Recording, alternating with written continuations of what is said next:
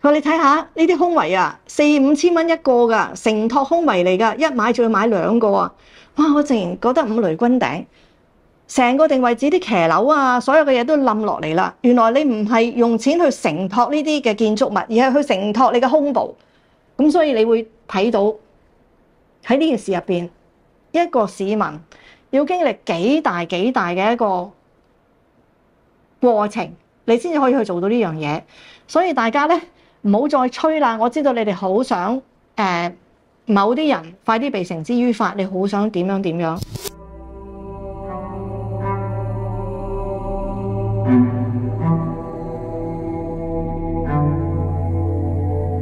翁靜晶危險人物2.0，多謝大家嚟到危險人物2.0。咁今日咧就有一個案件啦，咁大家都應該記得定位指案件啦。咁啊好多人咧都 YouTuber 啊，甚至係大陸嘅媒體咧都講過好多關於呢一個案件嘅事㗎啦。咁樣，咁我諗大家都耳熟能詳啦。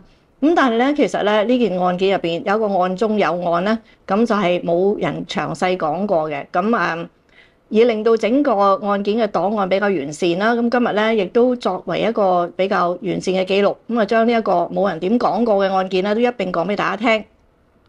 咁講呢個案件其實最主要咧就係俾大家知道咧，其實喺調查一件案件嘅過程咧唔係咁簡單嘅。咁尤其是你牽涉到一啲咧就兩地啦，譬如係中國大陸啦同埋香港啦，咁所有呢一啲嘅入邊嘅微細事項啊。咁作為香港嘅執法機關又好，作為香港嘅法律人員都好咧，其實咧都有好大嘅阻礙嘅。咁嗱，今次要講嘅咧就係有2宗嘅案中案嘅。第一宗咧就係牽涉到咧一個勒索案件嘅。咁而第二宗咧就係牽涉呢一個叫非法捐款嘅案件。咁第一宗案件咧就係一個香港人啦，咁就話佢大陸嘅情人勒索佢，咁於是乎咧。呢個大陸嘅情人係百辭莫辯，最終係要坐監嘅。咁另外一宗咧就係香港嘅慈善團體，咁其實咧理應咧就唔可以將香港收到嘅捐款咧就捐去海外嘅喎。咁如果你就算係為咗一啲慈善用途都好啦，你將香港收到嘅捐款去捐去海外作為慈善用途咧，其實喺香港咧都係唔合法嘅。咁原因就係話香港嘅慈善捐款或者香港嘅慈善事業咧，必須咧就喺香港進行，利益翻香港人。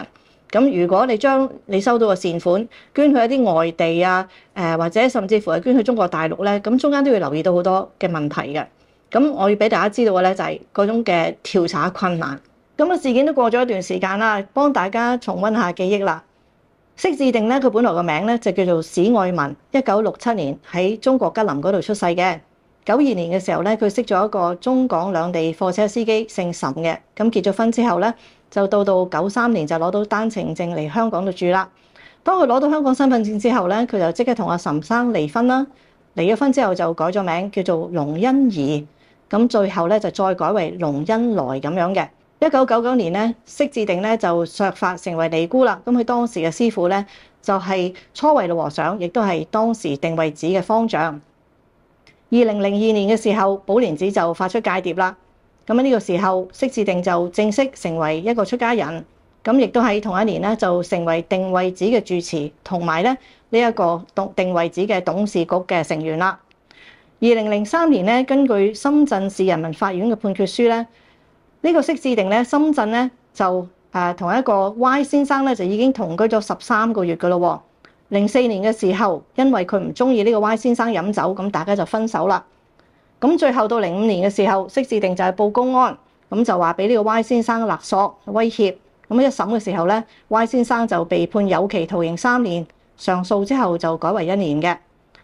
2006年咧，釋志定咧就同一個叫劉建強嘅人咧就喺香港結婚，咁佢亦都係我哋後來知道嘅釋志強法師。2007年咧，咁釋志定咧就改變董事局嘅成員啦，咁即係當時咧定位寺嘅成員咧就已經有釋志強法師啦。咁就換咗咧一位叫做釋志達嘅法師，同埋咧就一個女警啦，一個女嘅督察嘅叫做梁麗瑤，咁亦都係後來咧就係我哋知道咧幫佢做證婚嘅嗰位督察啦，就成為定位寺嘅董事啦。2009年咧，釋志定咧就同一個叫陳妙善嘅女士咧就喺度爭初慧老和尚嘅監護權。咁後來咧，仲有一個姓郭嘅男人咧就報警話咧，妙善咧就打人。咁啊經過調查之後咧，呢個陳小姐咧就終於咧係5個月之後咧就獲得無條件釋放啦。2012年咧嗰陣時咧就釋志強咧就已經攞到香港身份證啦。咁釋志定咧就同佢離婚，離婚之後咧就再嫁另外一個和尚，法號咧就叫做余志嘅，真名咧就叫高武國。咁咧亦都咧喺同一年就安排呢一個余志法師咧成為定遺寺入邊嘅董事啦。咁而呢一個余志法師咧，亦都係擔任呢個寶蓮寺入邊嘅維羅呢個比較高級嘅職位，咁就專門係主理啲法事嘅。咁啊到2015年咧，當然我哋就知道啦，咁案件就正式曝光啦。咁釋志定咧就被指控咧就係挪用呢個善款啦，咁亦都咧係2次同和尚結婚。咁大致上呢個就係案件我哋嘅重溫。定遺寺案件咧，對我嚟講咧，發生嘅時間咧就係2015年嘅新年期間嘅3月嘅期間嘅。咁首先嗰陣時咧，我就喺過新年嘅時候咧，咁我咧就喺英國，咁我收到一個人，咁咧就我哋叫佢做B 君啦。咁佢咧就喺 Facebook 嗰度咧就聯絡我啦。咁嗱，嗰啲 cap 圖咧，咁我可以俾你哋自己睇下。咁呢個人咧，其實喺2013年嘅時候咧，就已經一路都有同我咧就send 一啲嘅 Facebook 嘅一啲信息俾我，咁咧就叫我參加好多大大細細嘅一啲嘅法會啊，一啲嘅佛教嘅嘢啦。咁啊有陣時我會理佢，咁但係客客氣氣咁答佢一句，咁但係大多數時間都冇乜點理佢㗎。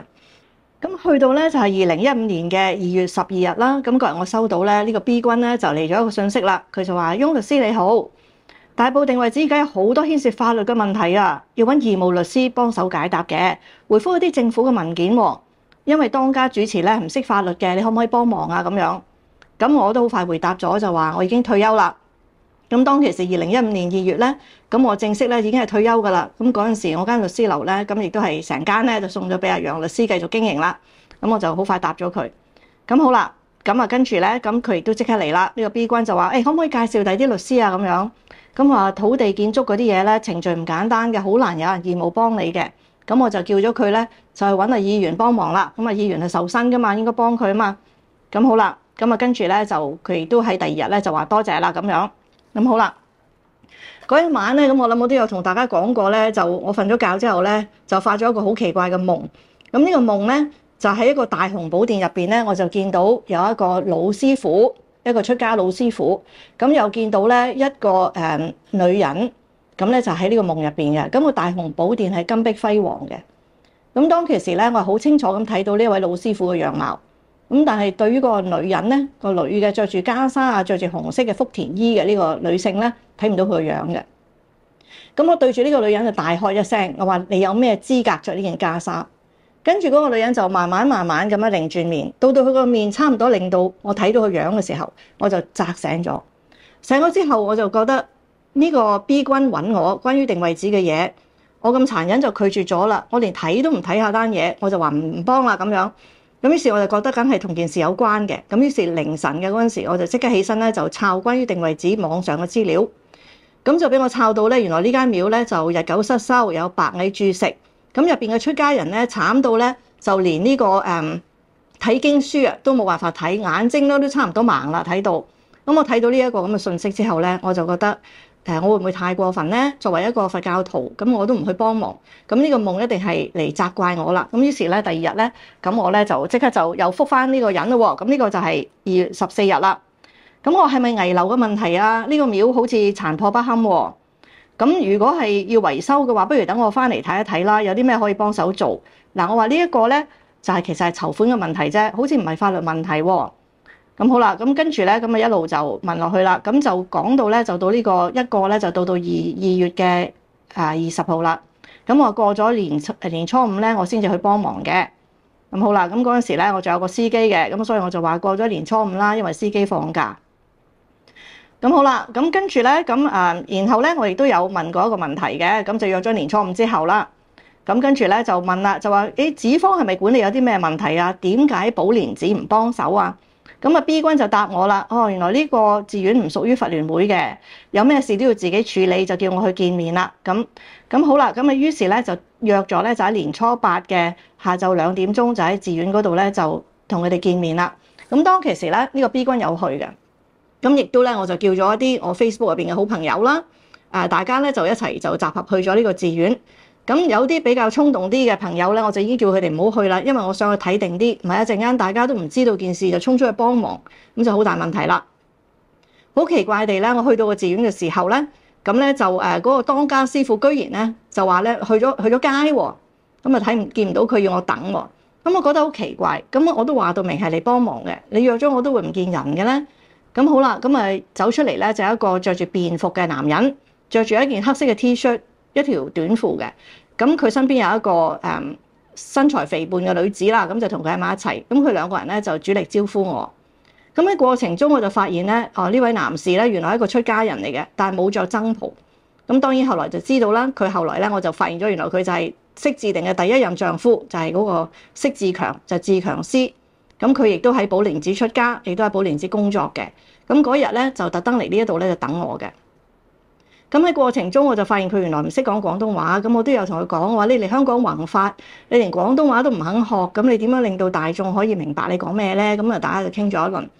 咁啊，實在咧亦都等得太耐啦。雖然嗰陣時佢哋亦都帶我周圍去參觀啦，呢度又爛啊，嗰度又爛啊，睇晒啲嘢啊咁樣，又話白蟻啊，好需要錢啊，講咗一大堆。去到嗰陣時，我已經覺得夠啦，即係你哋都根本冇誠意嘅，我都話到明你幫忙嘅，你都唔當家師都唔見人，咁我就走啦。咁我就呀，唔好意思啊，入嚟我哋嘅 office 就坐一坐。咁個定位寺嗰度下邊咧就有一個地方，咁係做咗佢哋嘅辦公室嘅。一入到個辦公室入邊咧，我就睇到咧入門嘅地方就有一幅好大幅嘅畫，一幅油畫嚟嘅。一望到幅油畫，而家講起都毛管動。一望到幅油畫，呢個人油畫入邊嗰個老人家個老師傅咧，就係喺我夢入邊見到嗰個師傅嚟嘅。咁我就問佢哋：呢位老師傅係邊個嚟㗎？我喺夢入邊見到佢喎，呢個就係我嚟呢度嘅原因喎。咁佢話俾我聽，呢個就係曾壽老和尚，呢個定位寺嘅開山師傅。咁我仲懵成問佢：佢喺邊啊？佢哋話佢過咗身幾十年㗎啦。嗰陣時我真係成個人毛管動晒，跟住就有女人嘅聲嚟啦。邊個嚟啦？邊個喺度啊？一個大陸口音嘅女人啦就入嚟啦。一望擰住面，呢個就着僧袍啊，呢個就係個釋志定啦。哇！嗰下個夢，我問佢有咩資格着呢件袈裟，所有嘢都完全串連埋一齊啦。咁我都好唔客氣，我就話咧：你呢個寺咁爛，冇寺廟咁窮嘅香港，咁多信眾，你呢個寺廟一定有古怪，你哋一定係呃人嘅，所以搞到咁樣嘅。咁跟住咧諗住都一定反面啦，你咁直接咁講，咁但係咧嗰個釋志定咧，就竟然冇反面喎！哎呀，我哋其實係唔識字，我哋冇讀過書，所以我哋唔識管理，我哋唔係呃人嘅。佢冇嬲我喎，冇反面喎。跟住仲話咧，如果我哋好似有你咁樣有學識嘅人嚟幫我哋咧，我哋一定可以搞翻好嘅咁。咁佢咁樣答我咧，反而就覺得非常之唔好意思。我又覺得自己好唔啱啦。我每一次都係咁樣嘅，就覺得自己錯啦咁樣。咁於是咧，我就問佢：我話係咪真係冇錢交電費啊？係咪真係連睇經書都眼壞啊？咁我就話咧，劉師傅過身嘅時候咧，咁我做完咗啲殯葬啊各樣嘢咧，我仲有10萬蚊剩。咁我話你哋需要呢10萬蚊多過我，咁我即刻就會俾呢個10萬蚊俾你哋，等你哋先去交電費先啦咁。咁我跟住第二日咧，就已經即刻咧就去咧就俾咗10萬蚊就俾佢哋啦。咁啊捐咗呢筆錢。咁呢個就係我同定位寺嘅一個開始。咁但係當然啦，如果我後邊知道佢攞咗我10萬蚊，原來禮手過咗幾日就去買咗大批嘅酸枝家私咧，咁我梗係就抌到不得了啦。咁嗰陣時唔知㗎。咁好啦，嗰陣時講緊咧就係呢個3月份嘅時候。咁喺3月份嘅時候咧，就開始幫佢哋啦。咁入邊亦都見到好多嘢。咁佢哋亦都好快咧就會有一個供天嘅儀式。咁咧就係過年嘅時候一個大嘅儀式，好似應該我冇記錯係3月1號嘅。咁咧，佢哋咧就鋪天蓋地咁樣。原來咧就話咧，寶蓮寺個方丈咧，當其時嘅方丈釋志偉咧，原來都兼任定位寺嘅方丈嘅。咁你睇到啲 poster 都係咁賣噶啦。咁而我一路咧都係早前都已經我一早識釋志偉大師嘅。咁原因係我媽媽咧同佢好朋友，咁我媽媽都係佢啲信徒啦咁樣。咁於是咁我亦都喺供天嗰日咧有見到個釋志偉大師嘅。咁喺嗰日咧，我其實都見到好多怪事嘅。咁我就喺個 office 嗰度咧，就見到阿釋志偉啦，就同阿釋志定兩個咧，就拎住一大沓嘅1000蚊紙。就喺度推嚟推去，推嚟推去。咁最終咧，咁釋智慧就你收啦，你收啦咁樣。咁於是咧，釋智慧大師啦嚇，咁佢咧我就見到佢收咗個大1000蚊隻個袋度啦。咁我仲等佢走咗之後，同阿釋智定講：哎呀，智慧大師咁好啊，捐咁多錢啊，點解你唔愛啊？咁樣嗱，嗰陣時我唔知道，原來呢筆錢並唔係阿釋智慧咁大方攞嚟幫助呢個廟嘅，呢一啲錢係釋智定俾佢嘅，係當日呢一個籌款啊，即係佢哋做呢啲法會係有好多錢嘅，呢一大沓嘅現金咧係對佢嘅分賬嚟嘅。因為當然到後邊嘅時候就發現啦，原來前前後後有記錄嘅帳目咧，阿釋智慧攞咗21.5萬嘅嚇，就喺嗰一年，每一個月都有定期咁樣同佢收錢，同呢個釋智定收錢。咁呢個寺咁窮，原來有人喺度咁樣大規模咁收錢嘅。咁嗰啲帳目各樣嘅嘢，後來當然亦都清清楚楚啦。其實呢個寺並唔係冇錢嘅，大把人捐錢啊。但係每一次捐咗幾百萬，無論佢哋做齋宴又好，做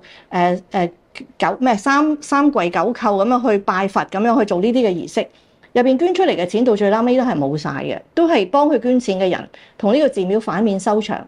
咁但係就冇人去揭發嘅，個原因就係話你去揭發嘅話咧，你就會俾所有嘅佛教界咧都覺得咧你係搞事分子。咁大家都會好記得啦嚇。當問題發現咗之後，我知道咗出咗事之後，我又去揾個釋智慧大師，嗰陣時都仲係認為佢係好人啊，差唔多即係等於我走去報警，哎呀警察，我發現有壞人啊！咁個警察同我講，我其實就係佢哋嘅領導嚟嘅，咁你話幾驚啦？嗱，我俾你睇翻呢段片，你記得㗎啦。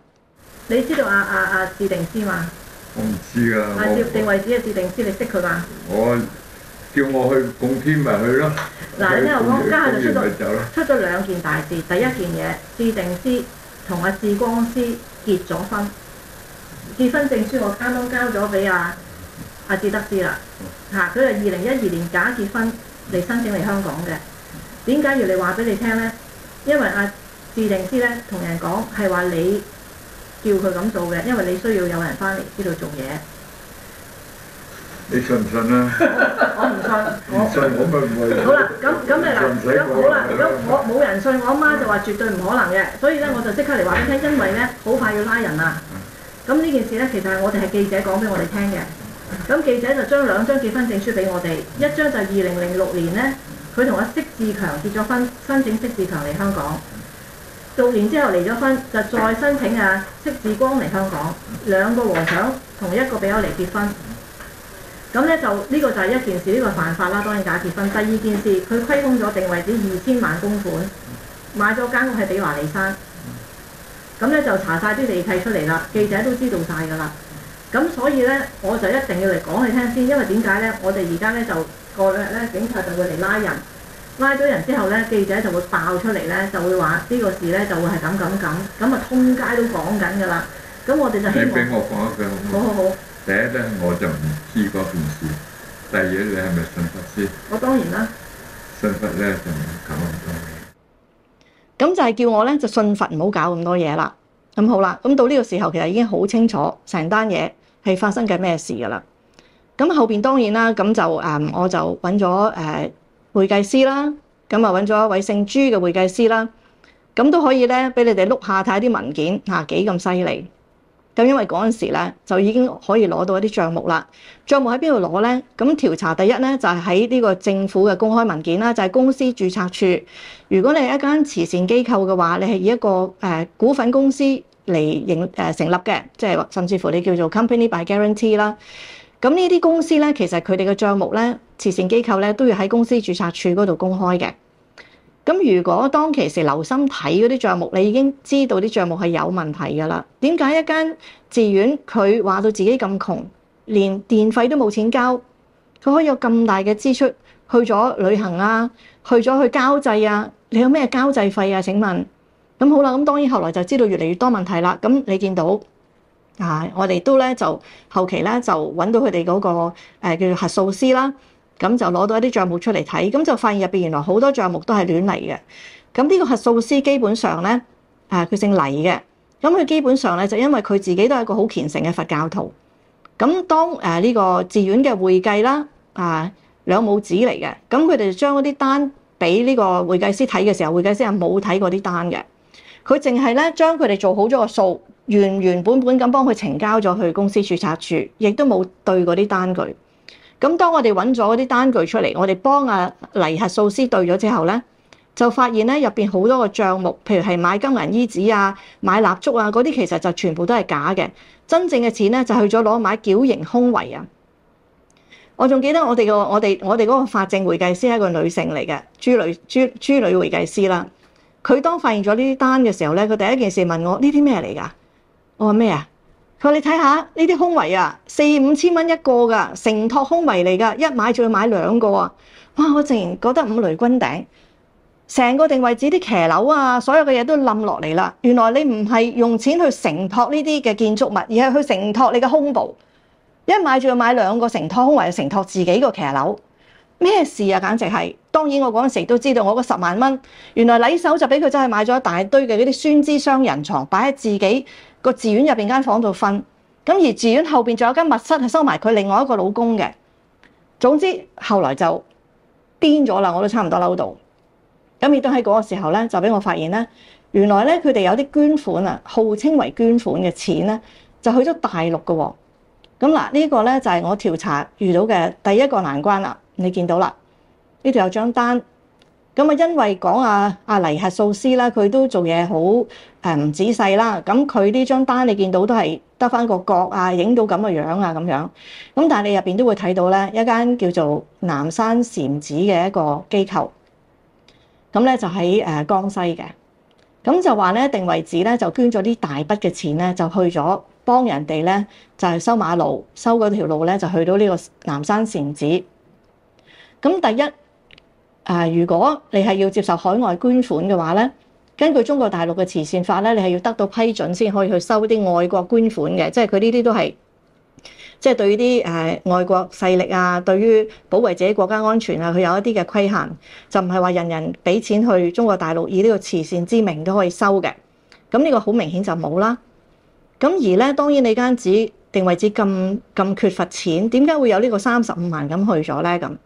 咁就呢件事咧，當時我有去報警嘅。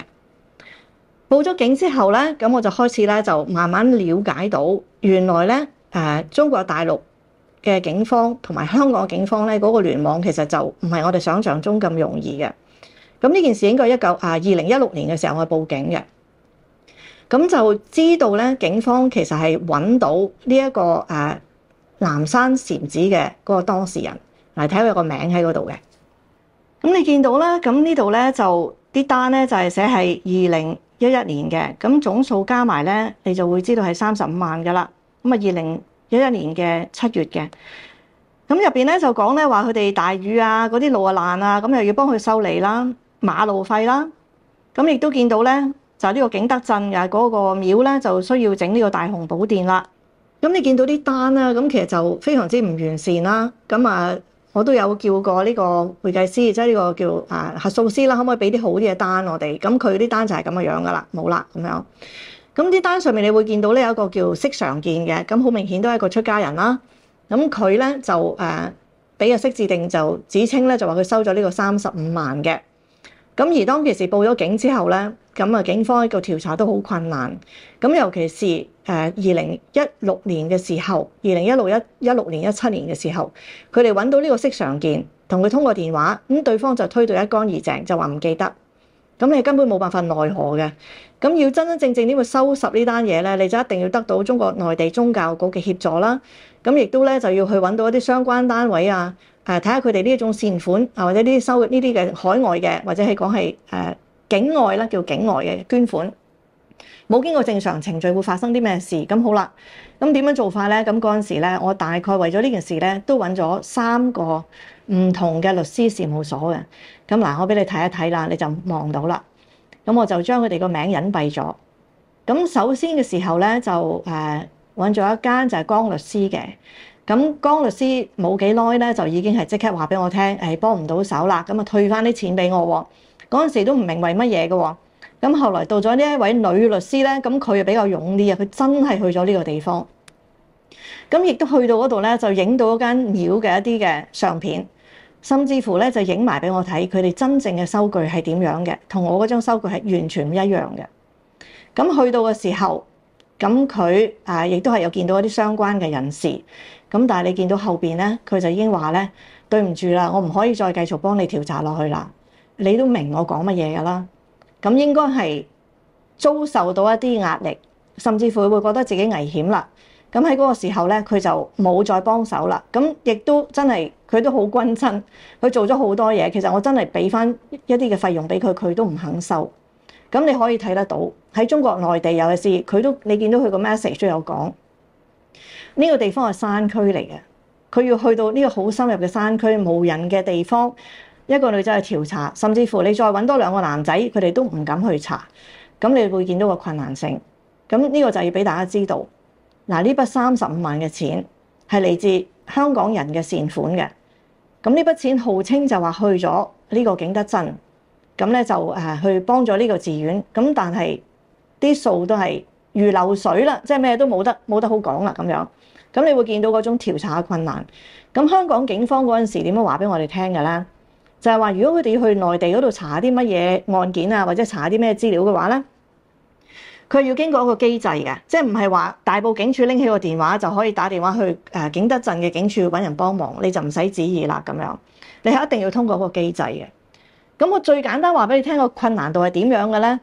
嗱，我諗你都會記得咧，以前香港咪有一個人一個你可以叫做悍匪啦。咁佢就被通緝嘅係一個紅色通緝令嘅。咁而大家都知道其實咧佢係邊度鄉下噶啦。都唔爭再講啦，海陸豐嘅。咁大家其實都知道佢喺邊個鄉下邊條村生活緊嘅。咁但係一路紅色通緝令就還紅色通緝令，佢就依然都係好好地喺佢個鄉下度生活。甚至乎會有時候咧，就帶下個老婆同個女咧，都會去下世界之窗咧，即係深圳嗰度去玩遊樂場嘅喎，都冇事嘅喎。咁個原因其實咧，我哋諗得執法太容易啦。有陣時我哋講到係一啲農村入邊嘅執法咧，即係就算你係中央政府嘅執法嘅時候咧，都會有重重嘅阻滯。咁所以我而家講嘅呢個景德鎮山區入邊一間廟係好難去查嘅。咁我已經盡咗我一切嘅能力去查，咁我係查到當然有問題啦。咁亦都係因為有咁多個問題，最終我喺香港法院咧喺2017年嘅11月係成功咁令到呢間定位寺清盤，係令到律政司啦，同埋咧就係清盤官咧就接手咗呢個寺廟，重新整頓，咁咧就將入邊啲數就搞翻掂晒佢，咁就再揾一啲相應嘅慈善機構去接手，咁啊搞到而家都仲喺度搞緊，咁啊我已經係冇再去參與啦，即係為咗公平公正嘅起見，係而家全部都交由香港政府去處理啦。咁但係你睇到當其時個困難喺邊度？咁好啦，呢個係第一單，第二單咧就係原來咧。嗱，我哋都知啦，釋志定咧，佢喺2006年嘅時候，佢咧就同呢個大陸嘅釋志強先生啦嚇，咁佢個名叫劉建強嘅真名，就結婚。咁而呢個劉先生當時喺中國大陸已經係一個出家人嚟㗎啦。咁喺香港結咗婚之後咧，就一路就喺寶蓮寺做嘢啦，咁亦都幫手定位寺做嘢啦。咁就係我第一次去定位寺見到嗰個著住黑色 T-shirt 嗰位嘅年青人。咁到7年之後。佢個香港身份證就攞到啦，咁跟住咧就釋志定又同另外一位嘅叫做余志嘅人咧就結婚啦。咁呢個余志個名咧其實係姓高嘅，叫高武國。咁呢個高武國咧，咁當然後來亦都俾我查出咗啦，喺中國大陸仍然有一個已婚嘅太太。咁佢咧就唔知點解又俾佢咁叻攞到一個加拿大護照。咁跟住喺香港咧就接住咧就同釋志定就結婚啦。咁2012年結婚嘅，咁到案件被揭發嘅時候，佢差唔多攞到香港身份證啦。咁但係當然案件被揭發之後就攞唔到啦咁樣。咁好啦，咁呢個中間咧，咁就亦都俾我發現咗咧，其實就唔單止係兩任嘅和尚老公，咁原來咧佢喺2005年嘅時候咧，亦都喺中國大陸咧就發生咗一單即係幾大件嘅案件嘅。咁咩事咧？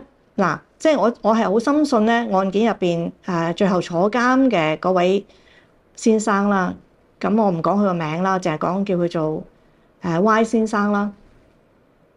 咁呢個 Y 先生咧，我覺得佢其實都幾慘嘅，可以咁樣講。咁係點樣咧？嗱，我識得阿釋智定就係2015年，咁佢喺2006年嘅時候就已經係不斷咁樣同一啲中國大陸嘅男人咧就結婚，然後咧就等佢哋攞到香港身份證咧就去寶蓮寺做嘢啦。咁根據釋智定當時講俾我聽嘅講法咧，就係話係寶蓮寺嘅方丈啊釋智偉咧，就話因為寶蓮寺唔夠人手，咁咧佢哋想揾一啲年青力壯啊又讀過書嘅，咁呢兩個老公都係有碩士學位嘅，就嚟寶蓮寺度幫手做嘢。咁因為內地專才嗰啲額咧就唔夠高，唔夠多，咁佢哋都滿額啦。咁於是咧就通過呢種方法咧，就結婚嘅方法咧，就等佢哋嚟香港咁樣。咁啊，即係佢哋嘅講法，而釋智定嘅講法咧就話咧，佢呢個係一個犧牲嚟嘅，因為釋智定強調咧，佢仲係處女之身嚟嘅，佢冇同個男人一齊嘅，咁所以好阿彌陀佛嘅。咁呢次真係好委屈啦，即係佢係為咗幫阿釋智偉方丈，咁所以咁樣做法嘅。經過咧就有人報料啦，咁亦都經過自己嘅調查啦，咁就發現原來咧佢非但唔係一個處女嚇，我就俾佢呃晒，我仲會信嗰度，即係我仲會信我，其實即係有啲嬲自己咯。點會信咧？即係呢個就係呢個袈裟嘅迷思啊！你一見到嗰個人係光頭嘅，佢着件袈裟，或者個頭上面點多6點，你更加相信添。咁呢個就一定係好人噶啦。咁我呢樣嘢而家當然係完全就改三觀啦。咁但係嗰陣時係真係信嘅。嗰陣時我老公仲話我啊，佢話你係咪盲㗎？你咁都睇唔到佢有問題嘅？我仲話你唔可以亂咁講啊！你咁樣講啊，犯口業㗎，要入地獄㗎咁樣，我仲要咁樣去話佢。其實真係蠢到咧嗱，所以咧有陣時咩網上嘅情緣啊，咩俾人呃嘅騙案啊，我哋唔好去笑人哋。幾叻嘅人都會俾人呃㗎，讀幾多書都會俾人呃㗎。我就係一個蠢到極嘅例子啦。OK，咁好啦，咁就嗰陣時已經反正喺度調查啦，咁就俾我咧就去查到咧呢個Y 先生啦。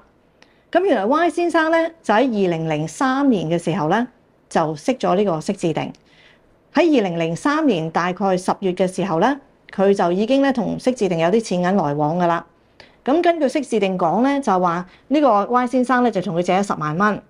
咁然後咧就兩個咧就結交成為情侶。咁就喺同一年嘅即係10月借咗筆錢或者借咗10萬蚊俾呢個男人，11月就愛上咗啦。咁你睇到咧，即係佢嗰啲口供咧，即係我都去揾到晒當時審訊嘅口供啦，警察局口供啦，揾到晒所有審訊嘅判詞啦、上訴嘅判詞啦，同埋上訴嘅文件啦，我都揾到啦。咁呢啲當然係經過千辛萬苦咧，見到有幾難啦。啲大陸律師其實佢哋去查嘅時候都好驚㗎啦。咁好啦，咁就知道咧，佢哋兩個人咧，即係呢個 Y 先生同埋釋智定咧，喺2003年就已經開始發生好多錢銀嘅來往啦。而釋智定喺2003年咧，就已經喺深圳嗰度咧買咗樓㗎啦，買咗間屋係260萬嘅。咁你諗下，佢出家咗唔係好耐嘅咋，佢已經買咗一次過俾錢咗成260萬，然後咧亦都喺隔離嗰度買多一間。OK，咁好啦，咁佢買多咗嗰間咧，就係同呢個 Y 先生同居啦。咁佢哋咧就2003年10月相識，11月就同居啦。咁佢哋一共同居咗13個月嘅。咁而呢個楊先生咧，亦都有帶過智定咧翻去鄉下度見過爸爸媽媽嘅。咁當然係戴假髮啦。咁咧就亦都係講到談婚論嫁嘅地步嘅。咁而最奇怪嘅咧就係當中咧，其實呢個 Y 先生咧有嚟過香港咧幫手修理定位寺嘅喎。咁一共咧就有4項工程嘅。咁咧就包括咧就幫定位寺咧就唔係一個5項工程。第一項工程咧就幫定位寺搭咗個雨棚嘅，即係落雨嗰啲棚，係38000蚊人民幣嘅。咁換咗個拉門，亦都咧做埋啲水泥地面、洗手間裝修。咁仲有個香爐喎，都係經過呢一個 Y 先生咧就去五台山嗰度咧就訂做嘅，然後就運落嚟香港嘅。咁呢啲所有嘅錢咧加埋咧都有成10萬蚊、10幾萬㗎啦。咁但係釋智定咧就俾咗佢2萬5嘅啫。咁好啦，咁呢兩個人咧就釋智定啦，即係呢個尼姑啦，就同呢個 Y 先生咧就同居啦。咁兩個咧就感情好好嘅，咁佢哋兩個都有份供樓嘅。咁個男人咧就每個月咧就負責供2000幾蚊嘅，咁仲要俾埋咧嗰啲車費啊、食用啊嗰啲嘢，又係2000幾蚊咁樣啦。咁佢有一紮單嘅 ，OK。咁好啦，咁到2004年咧同居咗13個月之後咧，根據釋智定嘅講法就話呢個 Y 先生成日飲酒，咁大家咧就開始發生咗好多嘅唔開心嘅嘢啦。咁咧就釋智定就要準備同佢分手啦。咁好啦，分手嘅時候咧，Y 先生死纏爛打啦，咁不斷咁打電話去揾呢個智定啦。咁咧就亦都咧就開始諗咧，就佢俾咗咁多錢，付出咗咁多，起碼佢都要攞翻佢自己嗰啲工程費啊，係嘛？咁於是咧就打電話去定位址，不斷咁打。咁尤其是喺呢個2004年12月嘅時候打咗好多次，咁次次打親去咧都話佢唔喺度嘅。咁啊好啦，咁啊跟住咧到3月份嘅時候咧，呢個 Y 先生咧就傳真咗好多嘢，就去呢個定位址，亦都係有用快遞就去定位址，入邊全部咧都係咧佢同埋阿釋志定着住便服啦，戴住假髮啊去街嗰啲相。咁亦都喺入邊咧就俾咗封告密信，就係俾當時咧呢個初維老和尚。初維老和尚係邊個咧？初維老和尚咧就係定位址嘅實質上嘅一個管理人啦，即係方丈啦。咁但係因為佢後來咧就患上咗老人痴呆症，咁所以咧個方丈真正嘅工作咧就去咗釋志偉嗰度。咁但係咧初維老和尚咧都係喺個寺入邊休養嘅。咁所以咧呢個 Y 先生為咗要去得翻佢愛嘅呢個尼姑啦，得翻呢個釋志定啦，就不斷咁施加壓力啦。咁好啦，咁當佢咧俾咗呢一個入邊有晒相片啊，有晒咧佢哋兩個嘅假髮啊，有晒佢哋兩個同居啊，所有嗰啲證據全部寄晒去個寺院嘅時候，釋志定收咗呢啲嘢嘅時候咧，嗰陣時咧就已經係立咗一句剷除佢嘅心啦。咁於是釋志定咧就假裝咧成為咧就話咧我俾翻啲錢你啦，我俾翻10萬蚊你，大家就當無數啦。咁約咗喺邊度見咧？佢就約咗呢個 Y 先生咧，就喺深圳嘅靜怡茶館嗰度見面。嗱，呢個靜怡茶館咧好靚嘅，好多香港出家人咧一過深圳咧都會去呢個靜怡茶館嘅。咁佢哋咧就喺嗰度見面啦。咁去到嘅時候咧，咁釋志定就即刻就攞咗10萬蚊出嚟俾呢個 Y 先生。Y 先生話唔使食啲嘢先再收錢，唔急嘅咁樣。咁佢話唔好啦，你收咗先。咁然之後咁佢話其實計晒咧唔止10萬蚊嘅，應該12萬幾嘅。咁剩翻嗰啲錢點咧？咁佢話釋志定就同佢講：你寫低個戶口 number 俾我。嗱，呢啲全部都係罪證嚟嘅，跟住咁你寫低啲戶口 number 俾我 ，OK。咁然後你上一次，而家我就會幫你入翻個25000，同埋你上一次咧嗰啲相片啊嗰啲嘢，你而家即刻俾翻晒我。咁於是咧，阿 Y 先生就將佢哋啲相片啊所有嘅嘢就俾咗阿志定啦，即刻就搣晒啦。咁然之後咧，志定就要求佢，你寫翻張字條俾我，就話咧我如果還清晒啲錢俾你啦，以後都唔會再嚟麻煩我。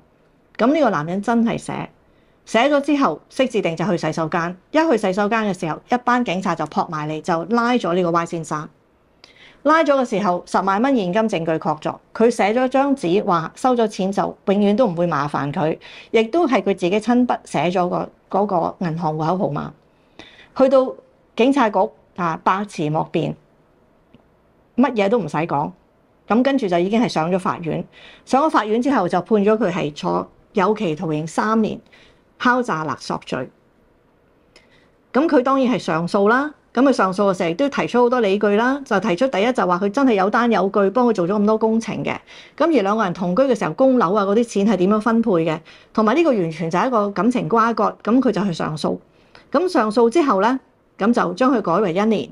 咁嗰陣時佢都差唔多放監啦，咁就唔好再搞落去啦。咁我都有就呢件事咧就揾到阿 Y 先生嘅。咁你聽下佢點講？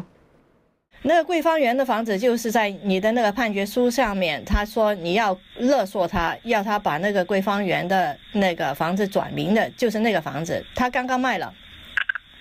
那個這胡說八道的事兒。其實整個案子說，你開始的時候問他要50萬，後來變成20萬，最後又變成10萬了。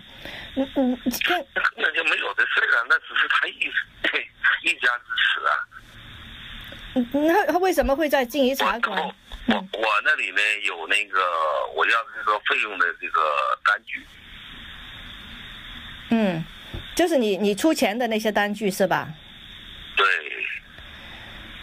所以你其實就是把你應該拿回來的錢要跟他收回來，但是他就把這個東西包裝成為你去勒索他。對，所以是搞得簡直是太惡劣了，這個。為什麼那個時候你們會約到那個靜怡茶館裏面去見面呢？最後那次，那都他設的嘛。哦，是他去設的。以前你沒有去過那個茶館嗎？去過一次。因為我去問那個老闆，我是去過一次，在那裏認識他的。哦，你在那個羅湖小學那個老師。哦，你是在靜怡茶館認識龍恩來的？然後呢，在裏面去，我知道最後的，因為那裡就當時說的什麼，在那裡見面認識，然後在那裡分手嘛。哦，原來是這樣。那個時候，但他那個時候那個警察來抓你，就在茶館裡面，不會引起很多人來看嗎？沒有，他設計到一個房間裡面，這都是設的這麼想，這都是設一個局嘛。他如果不設這個局，哪有這一步步的把你往裡套這個局，你就搞成這個過程嚟。咁我其實係傾向相信 Y 先生。咁我亦都有諗過，其實會唔會咧？如果 Y 先生乖乖地嘅話咧，冇幾耐之後 Y 先生都會剃光咗個頭咧，就着件袈裟咧，就嚟香港翻工噶啦。你睇下佢俾人拉嘅時候係講緊係2004年3月俾人拉嘅。咁過咗1年零2年之後，咁就已經出現咗釋志強啦。咁呢啲係咪揾緊專才嘅一個過程咧？咁我唔知。咁但係我覺得 Y 先生都幾慘嘅嚇，咁就俾人哋捉咗啦。咁呢個捉嘅過程入邊牽涉好多嘢嘅，咁亦都牽涉咧，即係派出所入邊當然係有人幫阿志定啦。咁我亦都有去問過點解會咁去幫阿志定啊咁樣。咁嗰位嘅刑偵大隊長嚇，佢其實嗰陣時都應該係俾阿志定嘅。志定第一次同佢講係點講嘅咧，就話自己去沖涼去做嗰啲按摩嘅地方，就除咗衫，咁咧就俾人哋拍咗喺嗰個浴足店嗰啲冇着衫嗰啲相片，就俾人哋勒索。咁於是咧，大隊長梗係覺得想維持正義咧，就幫佢。結果到拉咗人之後，先知道原來係男女糾紛，咁都已經太遲啦。咁總之 Y 先生唔好彩就係咁樣去咗坐監。咁嗱，有興趣嘅咧就可以咧碌下俾你哋望下啦。咁呢啲嘅判詞所有呢啲嘢啦，咁就有限度俾你睇下啦。咁就唔容易揾嘅嚇。咁亦都帶出一點咧，就係話你要去查一啲關於中國內地嘅嘢啦，你係真係要牽涉用好多錢，好多人力物力，好多堅持，咁樣你先會揾得到嘅。咁因為好多呢啲咁樣嘅嘢，嗱，我可以講俾你聽，我去到咩地步啦？去到差唔多係揾到當時負責處理呢單案件嘅律師啦，去法院啦，去好多奔走咗好多唔同嘅地方啦，都好彩咧，即係俾我揾到阿 Y 先生啦，咁佢亦都肯講幾句咁樣。咁你睇到其實呢個案中有案啦，你都睇到有啲人咧，其實都好毒㗎嚇，即係老實講坐監啊，喺中國內地都判3年監，你見到後邊嘅上訴都已經係自己寫㗎啦，都已經知道係搞到冇晒錢啦，想揾律師都揾咗好多錢。咁你見到其實呢一個都係一個好恐怖嘅經歷嚟嘅。咁最後咧，我都可以俾你哋睇一睇啦，整個調查過程入邊咧，我發咗出去嘅信有幾多？咁整件事咧，要話俾大家聽係乜嘢咧？嗱，我哋都知道而家我哋好多人，我哋覺得佢點解會咁樣去呃公屋嘅？點解可以咁濫用公屋啦？可以咁講，我點解可以啲婚姻狀態咁模糊嘅？點解咁耐都唔去執法嘅？點解咁耐都唔見到拉人嘅？點解？好啦，我解俾你聽點解。第一，頭先講咗啦，香港執法機關唔係拎起個電話打電話去農村嗰度，喂，農村派出所，我要呢個人嘅檔案，你調俾我，唔係咁樣嘅，要經過一個正常嘅渠道嘅。咁呢啲正常渠道都會處理咗一啲大案先啦，邊個謀殺啊，邊個影響國家嘅安全啊，邊個有啲跨境好大嘅嗰啲洗黑錢啊、地下錢莊係咪做嗰啲先啊？你唔會去搞一啲咁細嘅嘢先噶嘛，因為資源真係有限嘅。OK， 好啦，咁呢個就係調查警方或者係執法機關嘅調查，佢哋係有困難嘅。第二就係話，如果你係通過律師去查嘅時候，你去一啲部門，你會遇到一啲咩嘅困難？咁第三，我先講俾你聽抗辯理由嘅嗰個困難性。咁我寫好多信啦，咁當然亦都包括華人廟宇委員會啦。咁呢個委員會其實喺定位指事件爆發出嚟嘅時候咧，佢已經係去立法會咧，就希望將佢哋所有嘅監察功能咧解除嘅。咁佢哋唔想再做監察啦。咁佢哋而家基本上嘅工作咧，就係有啲嘅道教啲小廟啊，冇人再承繼啊，佢哋就會去做呢一啲承繼翻呢啲，管理翻呢啲。咁但係你話佢哋法律上面要佢哋做嘅就係監察寺院嘅所有日常帳目啊，所有嘅盈餘係唔可以滾存啊，呢啲佢哋唔會做噶啦。咁好啦，咁跟住當然有警察局啦，我講咗警察嘅困難啦，咁亦都有去入境處啦。咁入境處如果講到呢度，我都講埋個執法困難啦，就係入境處當時咧係有執法嘅。咁佢咧就去定為止咧，就拉咗釋志定，亦都有拉咗寺入邊嘅一個小尼姑同埋一啲相關人士嘅。咁紙入邊嘅小尼姑咧被揭發咧，佢係用一個投資移民嘅身份嚟香港，就係用佢個丈夫嘅受養人身份嚟嘅。咁但係佢哋已經離咗婚，咁佢就俾人中咗喺嗰個紙度做尼姑，做埋個董事，就同笪地有關嘅，即係控制間公司嘅。咁呢個人嘅身份證已經攞走咗啦，冇咗啦。咁佢丈夫嘅身份證亦都撤銷咗啦，細蚊仔都要翻去大陸噶啦。咁呢個咧就入境處最成功就係做到呢一點。咁至於釋智定同埋嗰兩個和尚丈夫假結婚嗰度點咧？嗱，因為其實喺寺院入邊亦都揾到好多其他人嘅結婚證嘅。咁佢哋後來點樣去對付入境處咧？佢點去甩身啊？咁樣講就係咧，佢哋話我哋係真正係夫妻嚟嘅。咁甚至乎有人製作咗一啲行房嘅光碟，就話我哋有性行為嘅。我哋係真嘅夫妻嚟嘅。咁老實講，香港嘅法例淨係話一男一女符合規定就可以結婚啦，冇任何嘅法例話俾你聽和尚同尼姑係唔可以結婚嘅。咁只要證明佢哋係真結婚，咁你就冇辦法㗎啦。咁當時我都有諗嘅，如果你行出嚟話我哋係真心相愛真結婚嘅，你就冇得再做出家人啊嘛。如果你話係假嘅，你就要坐監啊嘛。結果佢哋話我哋係真愛嘅，我哋係出家人結婚嘅。咁但係佢哋冇受到任何嘅制裁，因為點解咧？你話點解啊？都話叫我唔好搞咁多嘢啦。我話俾方丈聽，喂，呢兩個人結婚嘅喎，真心相愛嘅喎，唔可以做出家人嘅喎。我得到嘅答覆就係你唔好搞咁多嘢咯。嚇，好啦，呢個就係執法。好啦，咁除咗入境處係真係我都要多謝佢哋做得好好嘅。佢哋做咗出嚟冇話周圍去領功啊，冇話做咗幾多嘢，但係佢哋做得最快最好嘅。警方其實反而係一路都冇採取過任何拘捕嘅行動，啲善款偷咗啊，各樣嘢都係冇做嘢嘅。OK， 即係都係忙啦，同埋都係話交流嘅問題啦。好啦，咁我仲俾咗邊一個咧？我寫得最後嗰封信咧，就係俾阿財爺，俾阿曾俊華嘅財政司司長。點解咧？因為但凡呢啲公司入邊帳目混亂啊、亂咁管理咧，就係要揾財政司司長嘅。財政司長阿曾俊華阿 John 你都知道同我好好關係啦。劉師傅嘅師兄弟就係阿曾俊華嘅師傅嚟嘅。咁啊，曾俊華佢啱啱上任嘅時候都有請過我哋去個官邸嗰度咧，就食飯咁樣，就好密切。咁樣嘅情況之下，都係幫唔到我嘅。OK， 咁亦都老實講，我冇就呢件事親身揾過佢嘅，因為我有陣時都可能係我自己做人太過多顧慮啊。我成日都覺得人哋做咗官，樣嘢公事公辦，唔好為人哋帶嚟麻煩。好似嗰陣時啊，梁振英佢未做特首之前咧，其實好多時候我哋都會食飯啊，出去傾一啲案件嘅嘢啦。佢都做咗好多公益嘅事嘅，咁啊，亦都包括余偉發嘅冤案啦。咁到阿梁生做咗特首之後咧，我就余偉發單 case 咧就見過佢一次嘅啫，都係喺佢7月1號上任之前，之後一路都冇再打電話揾過佢。高永文都係啦，佢未做官之前咧，大家好好嘅，一做咗官之後我就唔去騷擾人啦。呢個真係我原則嚟嘅，即係可能係我自己多心，但係我唔想俾人哋覺得我係即係靠黐啦、菠蘿雞啦、費事啦咁樣，咁就覺得嗱唔好去煩人哋。咁所以咧，曾俊華嗰啲信咧，我係不斷咁去嘅。嗰啲我俾佢一封信係有咁厚嘅，原因就係好多後邊嗰啲咧都係嗰啲證據啦，就全部喺晒1、2、3、4咁啊，好多證據。只係得第一封信比較振奮啲嘅，就話我哋喺度睇緊呢單 case，睇下點樣可以調查，點樣去跟進。跟住落嚟咧就越嚟越遠啦，越嚟越遠啦。跟住落嚟就係叫你自己去上法庭啦，你自己去搞啦咁樣。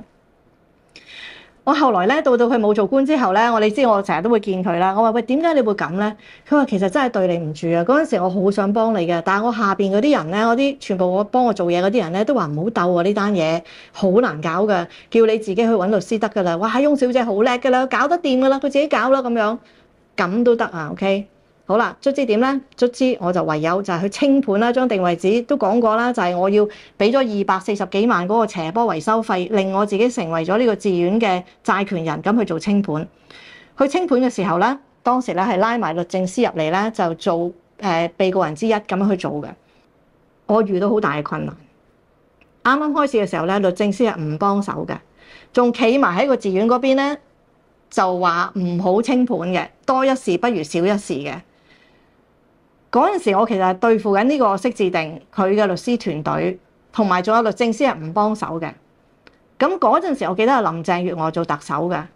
咁所以你記得咧，我同阿陳欣健個節目，我咪成日講話陳百強個經理人係阿陳國基嘅。我發夢都記得陳國基，其實陳百強嘅經理人係譚國基，陳國基係我嘅恩人。陳國基咧，佢其實就喺呢個案件入邊咧，嗰陣時我就通過梁耀忠啦，就話喂，唔得了咯，點會咁樣㗎？我而家已經去到呢個法院度申請清盤啦，所有嘅嘢係齊齊全全嘅，所有嘅證據係確鑿嘅。點解律政司竟然企我對立面呢？咁我呢個唔通嘅喎，就嚟要上 court 啦！呢件事要搞清楚政府嘅立場先。咁於是咧就將所有嘅證據咧就通過阿梁耀忠咧係去交俾阿林鄭嘅。咁但係當時代替阿林鄭去睇文件嘅人就係陳國基。嗱，可以講我真係好多謝佢，佢呢個人有正義感嘅，佢真係睇晒所有嘅嘢，睇晒之後最終佢哋亦都係結出咗個結論，就係話呢件事應該係要循一個叫做法律嘅觀點同埋一個正常嘅觀點去睇。咁所以最後咧律政司係真係要做嘢啦，咁就睇晒所有嘅嘢之後咧，其實最後係 support 即係支持呢一個定位指清盤嘅。咁但係中間都要經過咁樣嘅，即係去到最後一刻，你已經法院受理啦，你已經去到呢一刻啦，你仲會竟然有啲本來係你嘅隊友嘅人會企咗喺對面嘅，你仲要咁樣去做嘅。咁所以咧呢件事入邊，我真係好多謝阿陳國基先生啦。其實如果唔係當時佢肯睇啲文件，佢真係由第一頁開始睇到最後一頁咁去做嘅話咧，咁我諗就係都好問水啦，即係嚇。咁所以你會睇到喺呢件事入邊，一個市民要經歷幾大嘅一個過程，你先至可以去做到呢樣嘢。所以大家咧唔好再吹啦。我知道你哋好想某啲人快啲被繩之於法，你好想點樣？但係你睇到2015年我發現咗呢個釋字定嘅問題，到2017年11月先至係真係去做清盤，官司仲未打完，官司喺2025年嘅8月咧會進行呢個預審，咁跟住咧就會再進入呢個審訊嘅階段。咁呢個係審訊啲乜嘢咧？就係審訊寺院入邊唔見咗咁多錢，咁咧就要追翻相關攞咗錢嘅人。咁亦都當中係包括釋字偉啦，即係個方丈啦，咁亦都包括嗰兩母子做數嘅啦，又包括已經揾唔到人嘅釋字定啦。咁呢一紮人咧係要追翻啲錢翻嚟嘅。咁所以因為單官司仲未完，而家定位指就晾咗喺度，仲係呢個律政司同埋清盤官嘅監管，咁都要等到呢個官司結束，咁先至會完啦。咁仲有更加可怕嘅消息係咩咧？呢一兩個被告人，即係嗰兩母子咧，仲將我拉咗入嚟呢一個案件入邊咧，將我列為咧對頭人之一，咁即係好似被告咁樣嘅。咁拉我入嚟嘅原因咧，就係令到我都係不勝其煩。咁佢哋嘅理據係咩咧？理據就話所有定位指入邊嘅一切嘅所有嘅文件，相關嘅文件，全部都係俾我攞晒冇晒啦咁樣，所以佢哋咧就唔可以去抗辯啦咁樣。咁但係呢個當然係唔可能成立㗎啦，因為我攞啲文件幾辛苦咧，都係喺呢個公司註冊處嗰度攞咗，同埋咧一啲嘅影印本你都見到黎核數師俾我啲嘢，全部就好似頭先張單據咁樣，就冚住啲唔冚住啲。而呢啲我有嘅嘢咧，都全部俾晒清盤官，所有我手上面嘅嘢，清盤官有，對方個被告人都有嘅。咁但係你都會見到啦，呢個都係幫我燒銀紙啦，就令到我要使律師費啦，令我耗時間啦，令我不好過啦。咁你見到啦，你要去做一件事，去為咗你認為心目中你要追尋嘅正義，你要追尋嘅結果，你會見到你要付出嘅係幾多。嗱，講出嚟唔係嚇你嘅，咁世界上都有一啲人咧係比較願意犧牲自己嘅。我成日都問自己，如果個個都唔願意犧牲自己，個個都保住自己嘅，世界上第一個唔見咗嘅係咩職種咧？咁就一定唔見晒啲消防員先啦，係咪？咁所以都係有人要去做一啲咁樣嘅嘢啦，即係咁樣嘅願意為人民做嘢嘅嘢啦，咁樣。咁所以今日就大致上要講嘅咧，就係呢兩個案中案，都係想講下咧，究竟喺調查方面有幾咁困難。咁所以大家咧都唔好話俾咁多壓力俾嗰啲執法當局，佢哋係有佢哋嘅困難嘅。咁但係咧我哋作為市民嘅咧，都係唔好放棄。我哋能夠跟進嘅，能夠幫手做嘅，我哋都做啦。咁多謝大家。講完咁多辛苦嘢啦，呻咗咁耐啦，咁我有咩回報咧？回報冇嘅，就係你哋點下讚嘅啫。咁啊訂閱啦，同埋 share 啦，多謝你哋。